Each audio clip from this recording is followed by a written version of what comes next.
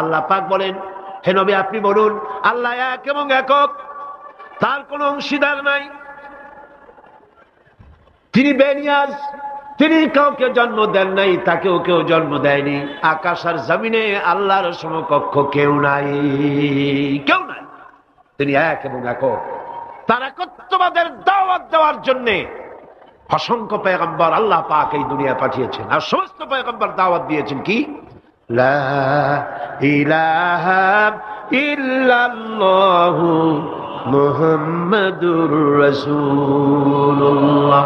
সবাই দাওয়াত দিয়েছেন লা ইলাহা ইল্লাল্লাহ, লা ইলাহা ইল্লাল্লাহ, লা ইলাহা, লা ইলাহা ইল্লাল্লাহ। কোন ইলাহ নাই, কোন আইনদাতা নাই, কোন বিধানদাতা নাই, কোন শাসনকর্তা নাই, আল্লাহ ছাড়া কেউ নাই। বলেন সুবহানাল্লাহ।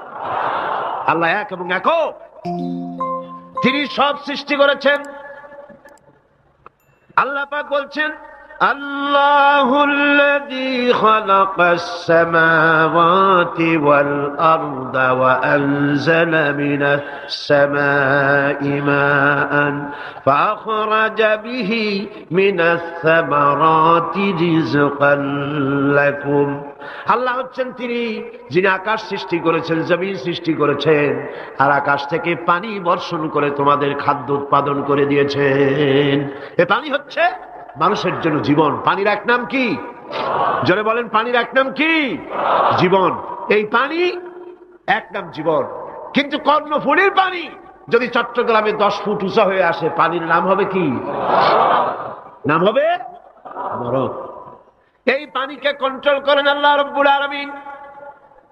আল্লাহ যদি ইচ্ছে করেন বেশি করে পানি দিয়া পুরা এলাকা ডুবাই দিতে পারেন, আবার ইচ্ছে করলে পানির ভিতরে মানুষ বাঁচাই দিতে পারেন, আগুনের মধ্যে মানুষ বাঁচাইতে পারেন। সমস্ত ক্ষমতা হচ্ছে, কর্তৃত্ব কেবলমাত্র আল্লাহ পাকের। কর্তৃত্ব কার? কর্তৃত্ব কার? আল্লাহ পাকের কর্তৃত্ব। হযরত নূহ আলাইহিস সালামের জামানায় 40 দিনের বন্যা। এই বন্যার পরে জাহাজ যখন নেমে গেল, তখন তিনি মনে মনে ভাবলেন, আমি তো জোড়ায় জোড়ায় করে সমস্ত প্রাণীগুলি আর মানুষগুলি, কিছু কিছু মানুষ যারা ঈমান এনেছিল তাদের জাহাজে উঠাইছে, কিন্তু একটি বুড়ি আমার উপর ঈমান এনেছিল, আর আমি তার ওয়াদা করেছিলাম সাথে করে নিয়ে যাব, আমি তো তার কথা ভুলে গিয়েছি। অনুশোচনা এলো। জাহাজ থেকে নেমে চতুর্দিকে লক্ষ্য করলেন, মানুষ নাই, জনপদ নাই, সব শেষ হয়ে গেছে। পাহাড় পর্বত কাত হয়ে পড়েছে, বিল্ডিং গুলি শেষ হয়ে গিয়েছে, কোন জনপদে কোনো প্রাণী নাই, প্রাণী বলতে কিছুই নাই। হঠাৎ দূরে দেখলেন একটা কুড়ে ঘরের মতো দেখা যায়। ভাবলেন এত বড় বন্যার ভিতরে কুড়ে ঘর কেমনে থাকলো? আস্তে করে হেঁটে গেলেন কুড়ে ঘরের কাছে। ভেতরে মানুষ আছে বলে মনে হলো। বাইরের থেকে প্রশ্ন করলেন, ভিতরে কে? জবাব এলো, আমি এই ঘরের মালিক, আমি এক বুড়ি বিধবা এক মহিলা। তখন নেমে গেল। তখন তিনি মনে মনে ভাবলেন, আমি তো জোড়ায় জোড়ায় করে সমস্ত প্রাণীগুলি আর মানুষগুলি, কিছু কিছু মানুষ যারা ঈমান এনেছিল তাদের জাহাজে উঠাইছে, কিন্তু একটি বুড়ি আমার উপর ঈমান এনেছিল, আর আমি তার ওয়াদা করেছিলাম সাথে করে নিয়ে যাব, আমি তো তার কথা ভুলে গিয়েছি। অনুশোচনা এলো। জাহাজ থেকে নেমে চতুর্দিকে লক্ষ্য করলেন, মানুষ নাই, জনপদ নাই, সব শেষ হয়ে গেছে। পাহাড় পর্বত কাত হয়ে পড়েছে, বিল্ডিং গুলি শেষ হয়ে গিয়েছে, কোন জনপদে কোনো প্রাণী নাই, প্রাণী বলতে কিছুই নাই। হঠাৎ দূরে দেখলেন একটা কুড়ে ঘরের মতো দেখা যায়। ভাবলেন এত বড় বন্যার ভিতরে কুড়ে ঘর কেমনে থাকলো? আস্তে করে হেঁটে গেলেন কুড়ে ঘরের কাছে। ভেতরে মানুষ আছে বলে মনে হলো। বাইরের থেকে প্রশ্ন করলেন, ভিতরে কে? জবাব এলো, আমি এই ঘরের মালিক, আমি এক বুড়ি বিধবা এক মহিলা, আপনি কে?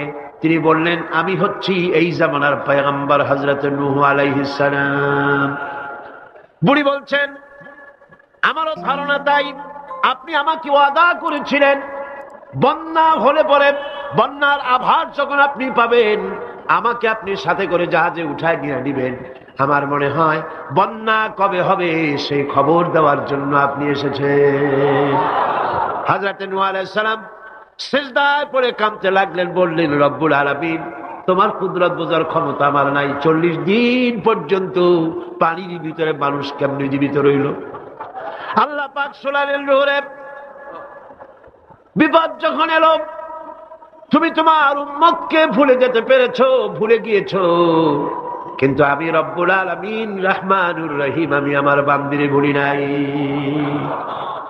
পানির স্রষ্টা আল্লাহ, পানির ভিতরে তিনি বাঁচাতে পারেন, আবার তিনি আগুনের ভিতরে বাঁচাতে পারেন, সবকিছু করতে পারেন। সমস্ত ক্ষমতা আল্লাহ পাকের। সমস্ত ক্ষমতা কার? আরো জোরে বলেন, কার? আল্লাহ পাক বলেন, এভাবে করে আমি আকাশ সৃষ্টি করেছি, জমিন সৃষ্টি করেছি, বৃষ্টি দিয়েছি, আর চন্দ্র সূর্য তৈরি করেছি, তারপরে আমি তোমাদেরকে নিয়ামত দিয়ে ভরে দিয়েছি।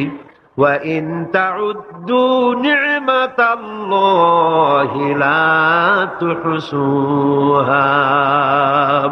আমার নিয়ামত যদি গণনা করো, গুনে গুনে আমার নিয়ামত শেষ করতে পারবে না। সুবহানাল্লাহ। هَذَا خَلْقُ اللَّهِ فَأَرُونِي مَاذَا خَلَقَ الَّذِينَ مِن دُونِهِ। এ হচ্ছে আল্লাহর সৃষ্টি, আর আল্লাহ বাদে অন্যরা কি সৃষ্টি করেছে দেখাও। যদি ক্ষমতা থাকে দেখাও কি সৃষ্টি করেছে অন্যরা। আছে কিছু? আছে কিছু? সমস্ত সৃষ্টির মালিক কে? আরো জোরে বলেন, কে? সব কিছুর স্রষ্টা হচ্ছেন আল্লাহ পাক। ওই আকাশের মালিক কে? চিল্লায় বলেন জোরে সোরে, আকাশের মালিক কে? বাতাসের মালিক কে? চন্দ্র সূর্যের মালিক কে? পৃথিবীর মালিক কে? গোটা সৃষ্টি জগতের মালিক কে? সবকিছুর মালিক যিনি, তিনি বলছেন এগুলি সব আমি সৃষ্টি করেছি। ফারুনি মাযা খালাকাল্লাযীনা মিন দুনি। আমি ছাড়া অন্যরা কে কি তৈরি করেছে দেখাও। আল্লাহ রাব্বুল আলামিন এভাবে করে মানুষের জন্য সবকিছু সৃষ্টি করেছেন।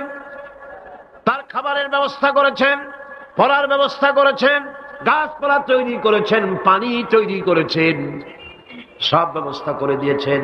এমনকি শীতকালে পিঠা খাবেন, রসের ব্যবস্থাও করে দিয়েছেন। চট্টগ্রামের রস আছে না? কি গাছের রস? খেজুর গাছের রস। এই খেজুর গাছের গোড়া খুঁজতে খুঁজতে 5 মাইল নিচেও যদি চলে যান, খেজুর গাছের মাথায় যেমন রস পাওয়া যায়, খেজুর গাছের 5 মাইল নিচে কি ওরকম এক ফোঁটা পানি পাওয়া যাবে? খেজুর গাছের ভিতরেও কি তেমন পাওয়া যাবে? ঠিক জায়গা মতো কাটলে যেমন রস পাওয়া যাবে, অন্য জায়গায় পাওয়া যাবে না। আবার খেজুর গাছের পাশে একটা নিম গাছ আছে, কিয়ামত পর্যন্ত নিম গাছ গিয়া চষেন, মিষ্টি লাগবে। কি লাগবে? আল্লাহ রাব্বুল আলামিন, আপনি পিঠা খাবেন, খেজুর গাছ দিয়ে রস তৈরি করে দিলেন। পায়েস খাবেন, চাউল তৈরি করে দিলেন, গম দিয়ে দিলেন। গোশত খাবেন, কিমা খাবেন, কি খাবেন, সমস্ত কিছু রব্বুল আলামিন তৈরি করে মানুষের সামনে দিয়ে দিলেন। আর বললেন খাও, পান করো, খাও, আর আমার শুকর আদায় করো। মাঝে মধ্যে পড়ো আলহামদুলিল্লাহি রাব্বিল আলামিন। এই যে ঠান্ডায় গোটা পৃথিবী, এখনো ঠান্ডা শুরু হয়নি। এই ঠান্ডা শুরু না হওয়ার কারণ আমরা। এটা কারণ কারা? আমরাই।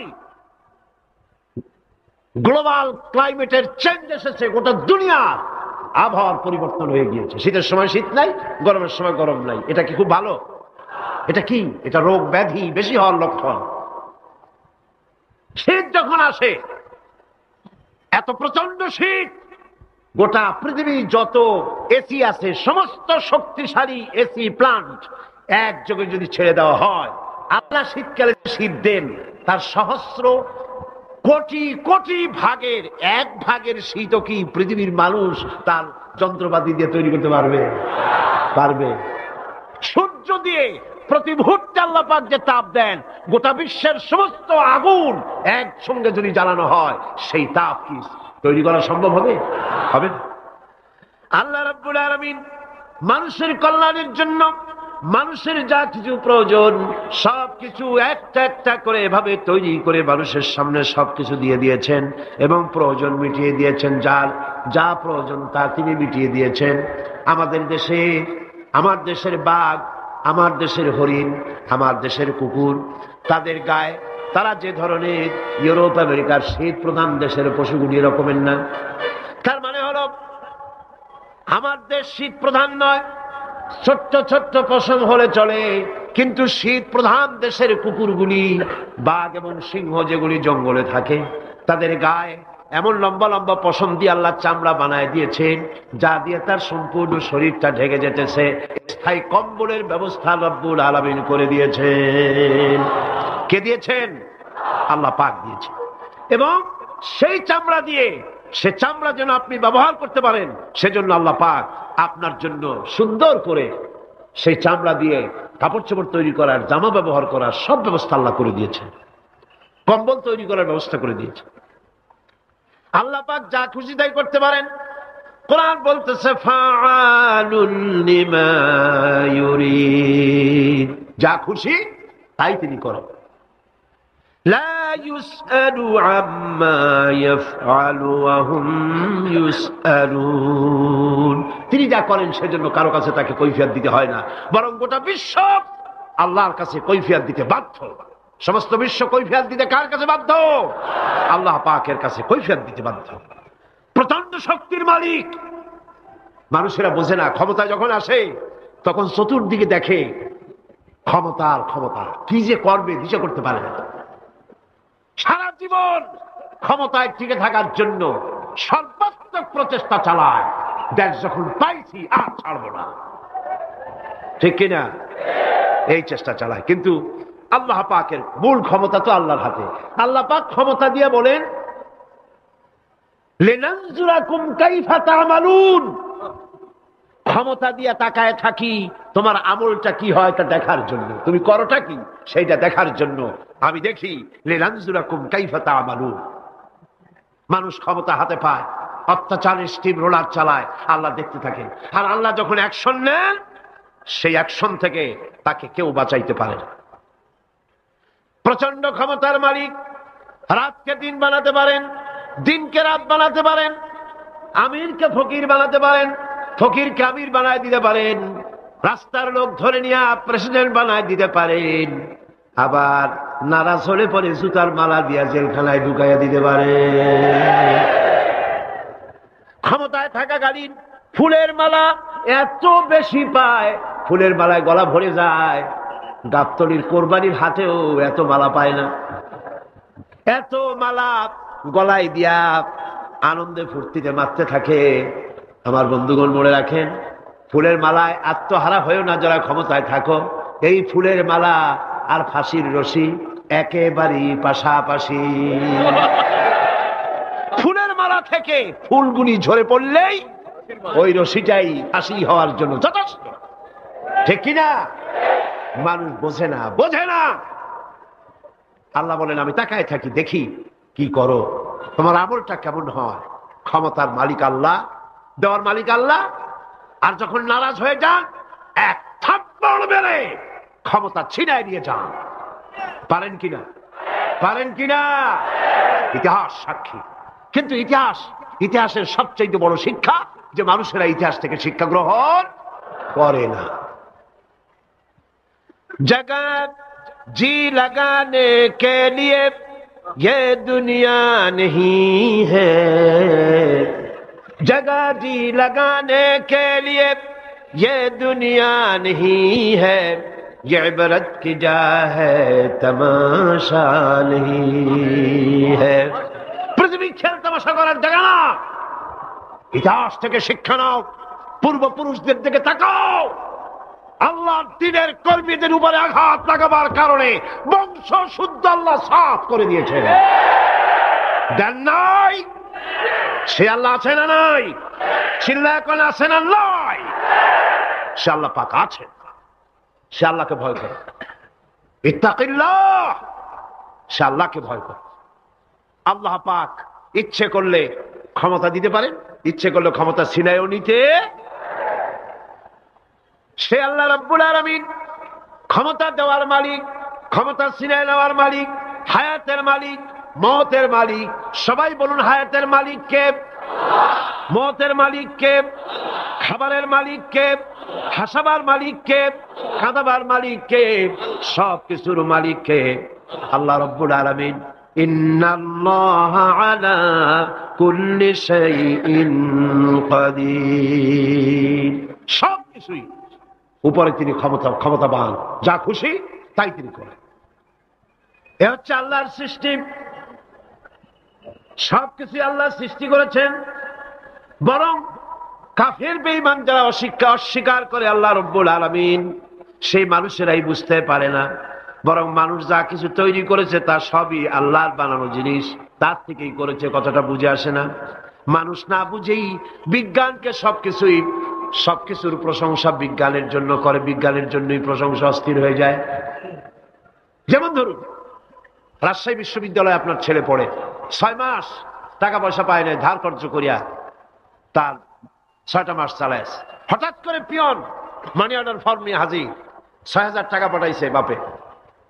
টাকাগুলি নিয়ে সই করে পিয়নের কদমবুসি করে যে, বাবাজি এতদিন পরে টাকা নিয়ে আসছেন, আপনার প্রতি আল্লাহ রহম করুন। এটা বুদ্ধিমান না বেকুব? বুদ্ধিমান না বেকুব? আরে বেটা, পিয়ন কি তোর বাজান? টাকাকে পাঠিয়েছে, বাবা পাঠিয়েছে, প্রশংসা তার কর। বিজ্ঞানীরা প্লেন বানিয়েছে, বিজ্ঞানীরা গাড়ি বানিয়েছে, বিজ্ঞানীরা কম্পিউটার তৈরি করেছে, প্রশংসা করো সেই আল্লাহ যে আল্লাহ রাব্বুল আলামিন বিজ্ঞানীর মাথায় বুদ্ধি দিয়েছে। প্রশংসা কার? আল্লাহ পাকের প্রশংসা করতে হবে। হায়াত খালকুল্লাহ, যা কিছু আল্লাহ বলছেন এ সব কিছু আল্লাহর সৃষ্টি। মানুষ কিছুই সৃষ্টি করেনি, শুধু আল্লাহর সৃষ্টি দিয়ে জোড়াতালি দিয়ে বানিয়েছে, ঠিক না? আল্লাহর বানানো জিনিস দিয়ে জোড়াতালি দেওয়া হয়েছে। আল্লাহ পাকের সৃষ্টি তো দূরের কথা, আল্লাহকেই মানতে চায় না। কি বলে? বলে আনসিন ইজ নাথিং। শুনছেন কথা? আনসিন ইজ নাথিং, যা দেখা যায় না তা কিছুই না, মানি না। যার রং নাই, রূপ নাই, ধরা যায় না, ছোঁয়া যায় না, অনুভব করা যায় না, তা মানি না। নাউযুবিল্লাহ। এই কথা দিয়ে তারা আল্লাহরে অস্বীকার করতে চায়। অথচ এই ভদ্রলোকেরা মাধ্যাকর্ষণ না দেখেই বিশ্বাস করে মাধ্যাকর্ষণ আছে, ঠিক কিনা? এই ভদ্রলোকেরা বিদ্যুতের শক্তি দেখেই, বিদ্যুৎকেও দেখে। আপনারা দেখতেছেন বিদ্যুৎ, বিদ্যুতের শক্তি দেখে বিদ্যুৎকে বিশ্বাস করে। বাতাসের প্রচন্ডতা দেখে বাতাসকে অনুভব করে, বিশ্বাস করে। অক্সিজেন চোখে দেখে না, ইথারকে চোখে দেখে না, বিশ্বাস করে। কিন্তু এমনই নাস্তিক, এমনই কপাল পোড়া যে আল্লাহরে দেখা যায় না তাই বিশ্বাস করা যাবে না। এক নাস্তিকের সাথে হযরত ইমাম আবু হানিফা রাহমাতুল্লাহ আলাইহির এক বিতর্ক অনুষ্ঠান হলো। সেই বিতর্ক অনুষ্ঠানে ইমাম আবু হানিফা রাহমাতুল্লাহ আলাইহি পৌঁছতে বেশ দেরি করলেন। নাস্তিক তখন উপস্থিত জনতাকে বলছে, দেখো তোমাদের ইমাম, তোমাদের ইসলামী চিন্তাবিদ যুক্তিতে দুর্বল, সেই জন্য আসতেছে না। বেশ কিছুক্ষণ দেরি করে তিনি উপস্থিত হলেন। নাস্তিক বলল, আগে আপনি বলেন, আপনি ওয়াদা ভঙ্গ করলেন কেন? সময় মতো আসতে পারলেন না কেন? তিনি জবাবে বললেন, দেখো আমি অনেক দূর থেকে এসেছি, এসে দেখি সামনে নদী, এখন পার হবো কেমনে? কোন নৌকার ব্যবস্থা নাই। হঠাৎ দেখলাম কি এক আশ্চর্য কথা, একটা চারা গজায় উঠলো, ফট করে বিরাট গাছ হয়ে গেল। কই থেকে একটা কুড়াল আসলো, গাছটারে কাজে ভালাই গেল। তারপরে এলো করাত, বানাইলো তক্তা, এরপরে আসলো লোহা, পড়লো হাতুড়ি, হয়ে গেল নৌকা। বাহ কি মজা! এরপর নৌকা নামলো নদীতে, আমি উঠে বসলাম, এই পাড়ি দিয়ে আসলাম, তাই যা একটু দেরি হলো। নাস্তিক কয় যে কি সর্বনাশ, এই লোকের সাথে আমি তর্ক করবার মাথা তুই স্ক্রু শটটা দিলাম। তাহলে আন্দাজে একটা গাছ হয়ে গেল ফট করিয়া, তারপরে কুড়াল আসলো, তক্তা হইল, বিনা মিস্ত্রিতে নৌকা হইল, এটা কেমনে সম্ভব? ইমাম সাহেব বলেন, আমার বিতর্ক শেষ। বিনা মিস্ত্রিতে যদি, তোমার যুক্তি মতে বিনা মিস্ত্রিতে যদি একটা নৌকা না হতে পারে, এই বিশ্ব তৈরি হলো কি করে বিনা মিস্ত্রিতে? ওই বিশাল আকাশ হলো কিভাবে? এই বিরাট চন্দ্র সূর্য হলো কিভাবে, কি করে তোমার ওই বডি তৈরি হলো? নাস্তিক চেয়ার থেকে নেমে ইমামের কাদমের উপরে পড়ে গেল, বলে আল্লাহু আকবার, আমি অন্যায় করেছি, আল্লাহ আমারে মাফ করে দাও।